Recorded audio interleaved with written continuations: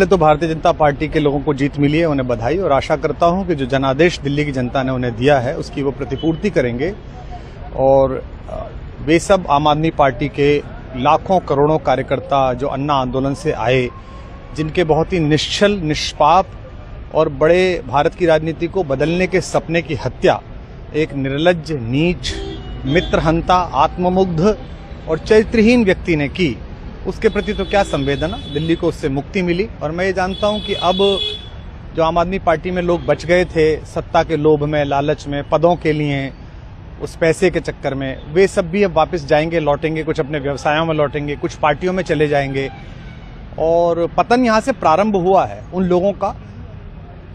मेरे लिए कोई प्रसन्नता का और दुख का विषय नहीं है, मैं बीच में खड़ा हूं। प्रसन्नता इस बात की है कि करोड़ों लोगों ने आशा लगाई थी, करोड़ों लोगों ने, लोग अपनी नौकरियां छोड़ के आए थे, व्यवसाय छोड़ के आए थे, दुश्मनियां ली थी लोगों ने, उन सब की हत्या एक आत्ममुग्ध आदमी ने, एक चरित्रहीन आदमी ने अपनी निजी महत्वाकांक्षाओं की पूर्ति के लिए की।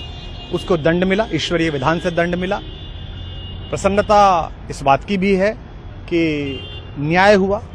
आज जब कहना नहीं चाहिए, लेकिन आज टीवी पर जब जंगपुरा का निर्णय आया और सामने दिखाई दिया कि मनीष हार गया, तो सदा तटस्थ रहने वाली और राजनीति से विरत रहने वाली मेरी पत्नी जो है, उसकी आंख में आंसू आ गए, वो रोने लगी, क्योंकि उसी से उसने ये कहा था कि अभी तो है ताकत, और उसने कहा था भैया ताकत सदा तो नहीं रहती।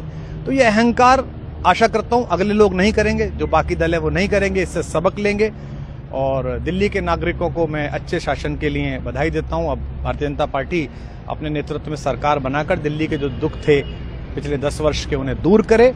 और आम आदमी पार्टी के समस्त कार्यकर्ताओं को कहता हूं कि आपने जिस किसी भी लोभ लालच में, सब कुछ जानते हुए एक ऐसे व्यक्ति के समर्थन में काम किया जिसने अपने मित्रों की पीठ में झुरा घोंपा, गुरु को धोखा दिया, अपने साथ कंधे से कंधा मिला के लड़ने वाली महिलाओं को अपने घर लाके पिटवाया, अपनी निजी सुख और साधन के लिए जनता का पैसा खर्च किया, अब उससे आशा लगानी छोड़ें, अब बाहर निकलें, अपना अपना जीवन देखें। मुझे राघवेंद्र सरकार राम की कृपा मिली, जिनका ये घर है, जिनकी कृपा से मैं यहाँ खड़ा हूँ। मुझ पर कृष्ण कृपा हुई कि मैं इस निर्लज्ज सर्कस से बाहर आ सका। मैं उन सब से भी अच्छे भविष्य की कामना करता हूँ कि वो कोई गंदगी ना फैलाएं कहीं भी, वो लौट जाएं अपने शिविरों में। जिस तरह माधव को, कृष्ण को दूत देखकर भी भरी सभा में अट्टहास करने वाला दुर्योधन जो ये कहता था सुचिग्रम नैव दास्यामि बिना युद्धे न केशवः, बिना युद्ध के 5 गांव भी नहीं दूंगा, आज वो अपनी सीटों के लिए तरस रहा है। और मुझे पता है कि इस दुर्योधन का अंत भी टूटी हुई जंघा के साथ बड़ा ही दारुण होगा और भारतीय राजनीति एक कलंकित अध्याय के रूप में इस बौने दुर्योधन को और इसके दरबार के तमाम शकुनियों को याद करेगी। मैं उनकी मुक्ति की कामना करता हूं कि ईश्वर उन्हें इस दुख से बाहर निकाले और समस्त लोगों को बधाई देता हूं कि चलिए अंततः न्याय हुआ। सर, बात करें दिल्ली के चुनाव या यूपी के उपचुनाव मिल्कीपुर को लेकर, चुनाव आयोग पर तमाम तरह के आरोप लगाए जा रहे हैं। अखिलेश यादव ने कल कहा कि वहाँ उपचुनाव में मिल्कीपुर, ये राजनीतिक विषय है, इस पर मैं राजनीतिक कार्यकर्ता नहीं हूँ, तो इस पर मेरी टिप्पणी शोभनीय नहीं है, वो आपस में सब जाने। लेकिन दिल्ली के चुनावों को लेकर एक मिश्रित प्रतिक्रिया है। दुख है कि अन्ना आंदोलन से एक ऊर्जा जो पैदा हुई थी, जिससे देश में एक सकारात्मक बदलाव हो सकता था, एक वैकल्पिक राजनीति हो सकती थी, उसकी हत्या एक अहंकारी आदमी ने, एक आत्ममुग्ध और असुरक्षित आदमी ने कर दी।